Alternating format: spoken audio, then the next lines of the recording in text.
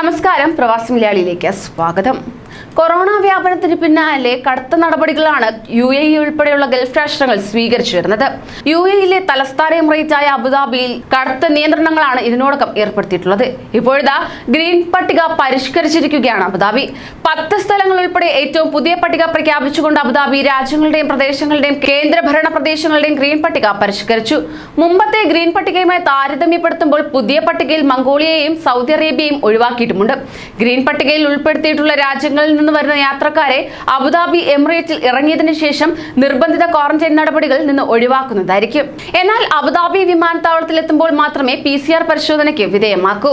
Green രാജ്യങ്ങളിൽ നിന്ന് അബുദാബിയിലേക്ക് വരുന്നവർക്ക് 10 ദിവസത്തെ ക്വാറന്റൈൻ ആവശ്യം വരുന്നതല്ല. എന്നാൽ യാത്രയ്ക്ക് 96 മണിക്കൂറിനകം എടുത്ത PCR നെഗറ്റീവ് സർട്ടിഫിക്കറ്റ് നിർബന്ധമാക്കിയിട്ടുമുണ്ട്. അബുദാബി രാജ്യാന്തര വിമാനത്താവളത്തിൽ PCR പരിശോധനയ്ക്ക് വിധേയമാക്കുന്നതായിരിക്കും. പരിഷ്കരിച്ച ഗ്രീൻ പട്ടികയിലെ രാജ്യങ്ങൾ ഇവയൊക്കെയാണ്: Australia, Bhutan, Brunei, China, Greenland, Hong Kong island, Mauritius, New Zealand, Singapore എന്നിവയാണ്. ഫെബ്രുവരി 7-നാണ് ഇതിനു മുമ്പ് അബുദാബി ടൂറിസം മേഖല റെഗുലേറ്ററായ സാംസ്കാരിക ടൂറിസം വകുപ്പ് ഗ്രീൻ പട്ടിക പ്രഖ്യാപിച്ചത്.